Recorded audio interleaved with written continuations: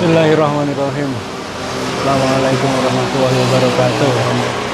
Ini di Indomart Pereng Dewe, Jalan Wates, kilometer 9, Gamping, Sleman.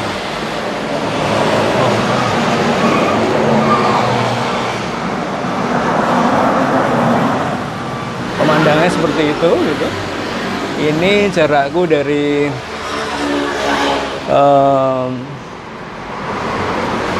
kamera kira-kira 1,2 meter, tapi kalau jarak sampai dari kamera ke jalan itu kira-kira ya adalah kalau 15 meter gitu ya. So pantang sekali sebenarnya kalau bisa rekaman di mana saja kayak di jalan ini gitu. Oh ya, yang terakhir tadi pengennya semua barang ada di dalam sepeda motor kalau turun. Jadi kalau lari tipis ke Indomart kayak gini tidak perlu khawatir barangnya akan dicuri gitu. Kayak naik mobil lah pokoknya.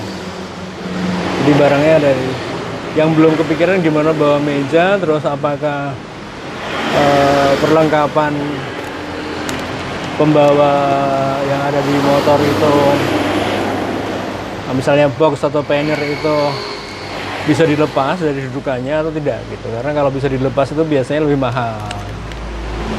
Kalau tidak biasanya lebih murah gitu. Jadi kalau mau masuk penginapan atau tidur di hotel atau tidur di masjid itu nah itu yang mana yang lebih mahal kan tahu juga.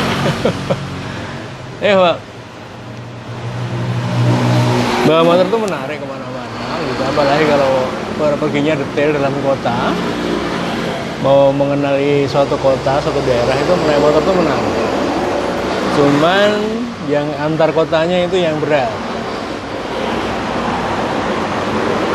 Kalau naik mobil antar kotanya enak.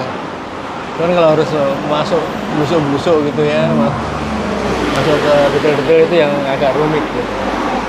Nah,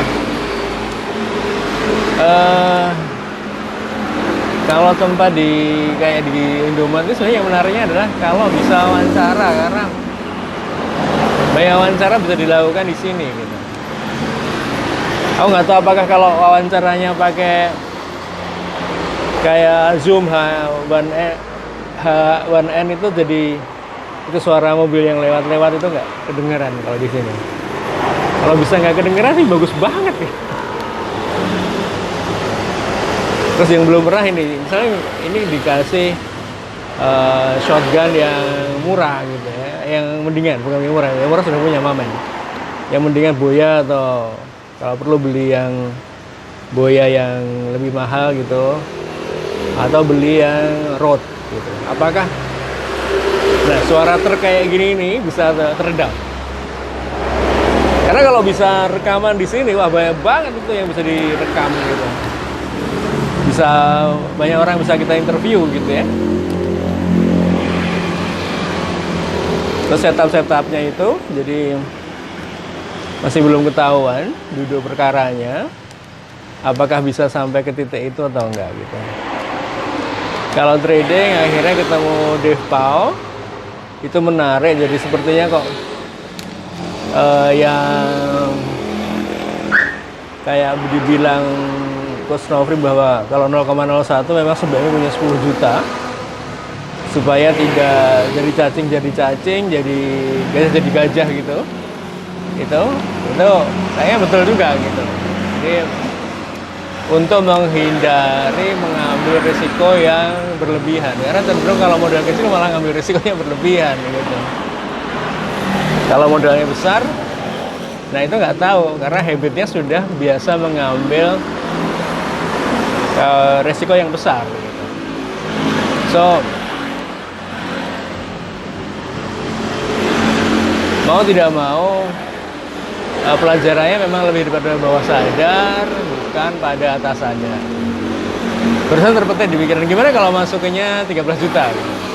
Tapi setiap bulan berusaha ngambil 1 juta, karena mempunyai habit baru yaitu ngambil 1 juta gitu. Jadi bukan store 1 juta atau store 2 juta yang terakhir, terus maksudnya 0,02 gitu. Itu rasa-rasanya sesuatu gitu. Jadi malah merusak mindset. Mungkin itu menarik juga kalau bisa masuk 0,01 tapi store-nya 13 juta. Ini tidak punya habit store. Habitnya adalah ngambil.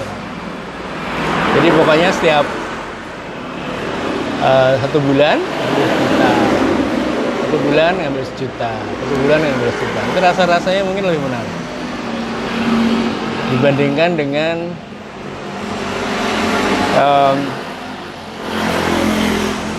dibandingkan dengan kalau habis di store, Oke, rasa-rasanya itu bagus ya.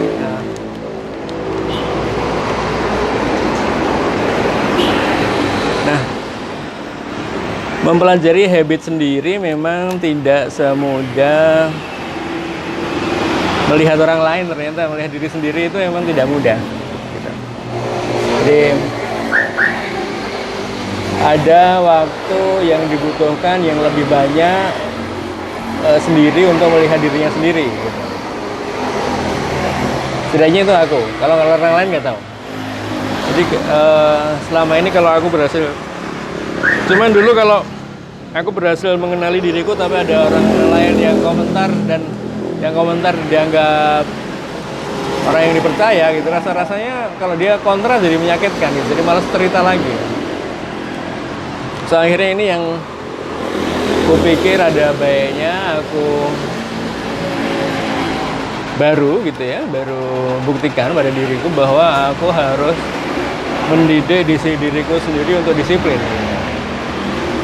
Jadi masuk di dalam diri dengan berkomitmen pada habit lebih baik dibandingkan dengan berkomitmen kepada mencari profit. Sudah. Artinya ini ada selain Alexander Elder, ini ada Dave Powell yang sudah sangat sepuh yang mengatakan bahwa habitnya lebih penting daripada profitnya. Jadi kalau habitnya sudah betul, maka profit akan mengikuti.